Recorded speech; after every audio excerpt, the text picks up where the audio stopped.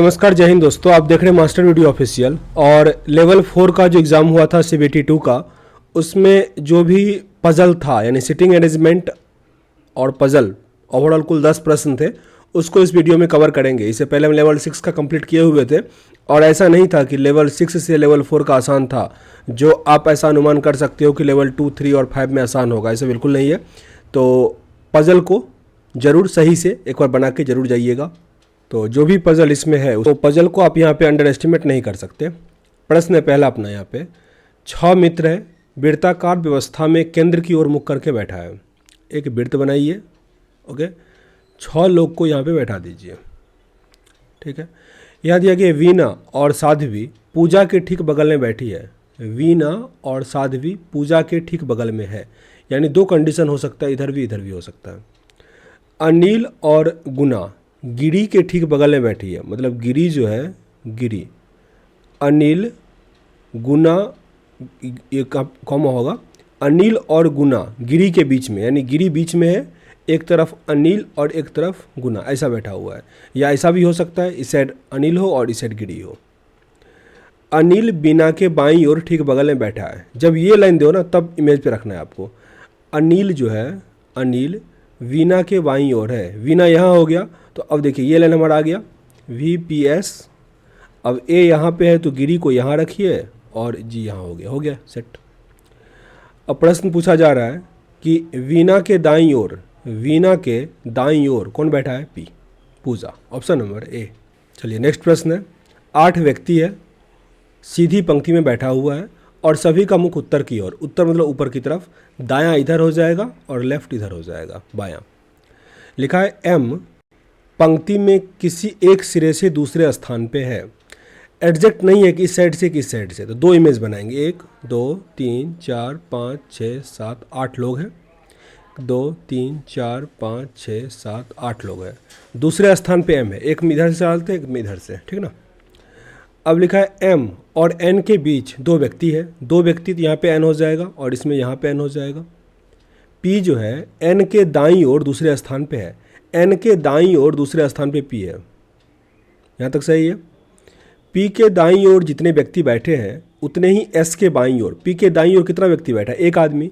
तो S के बाईं ओर भी एक आदमी बैठेगा। तो अपना ये इमेज जो है वो गलत हो गया, ठीक ना। यहाँ पे देखिए P के यहाँ पे लिखा है क्या, P के दाईं ओर जितने व्यक्ति बैठे हैं, P के दाईं ओर 2 व्यक्ति बैठे हैं, तो S के बाईं ओर यहाँ पे S यहाँ पे हो जाएगा। ये अपना इमेज अब गलत हो गया, ठीक ना, इसका यूज नहीं है। S और T के बीच में 3 व्यक्ति बैठे हैं। S और T के बीच में ये हुआ 1 2 3।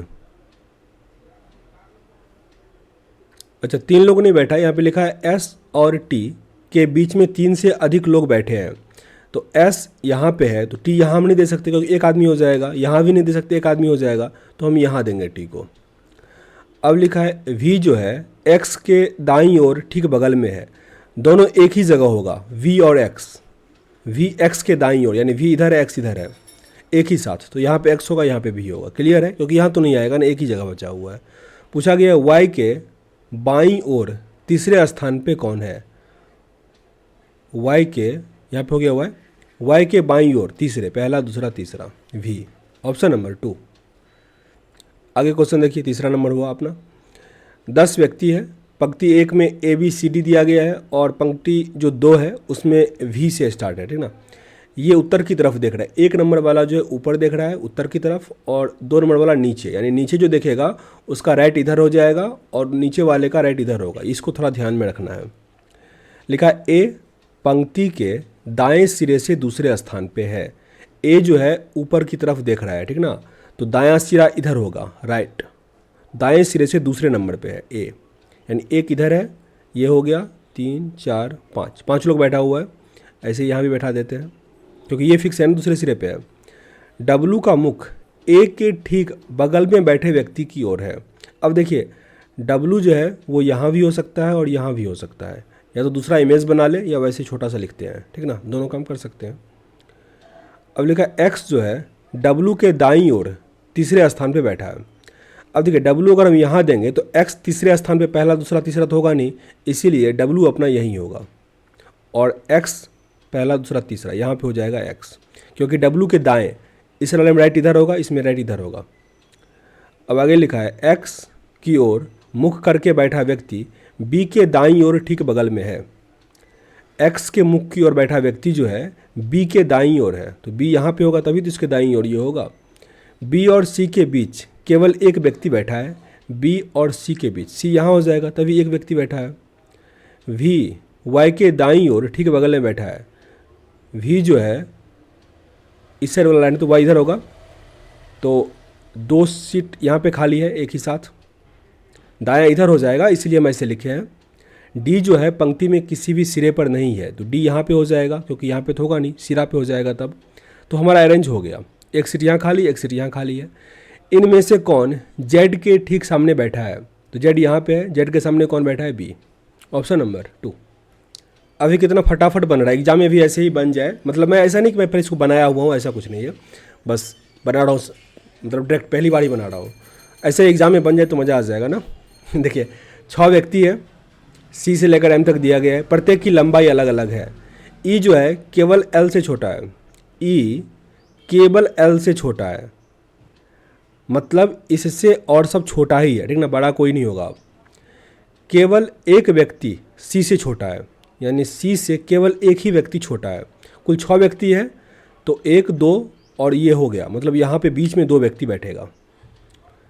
के जो है डी से छोटा है किंतु एम से लंबा है, के जो है वो डी से छोटा है किंतु एम से लंबा है, किंतु एम से लंबा है, ऐसा कंडीशन यहाँ बन रहा है, यानी के और डी यहाँ हो सकता है और एम यहाँ होगा, ठीक ना, ये हो गया। इनमें से कितने व्यक्ति के से छोटा है, के से छोटा 1 और 2 होगा, 2, ऑप्शन नंबर यहाँ पे 3। अब क्वेश्चन नंबर 43 पे आ गए। यहाँ पे वर्गाकार मेज के चारों ओर कितना लोग हैं, 1 2 3 4 5 6 7 8।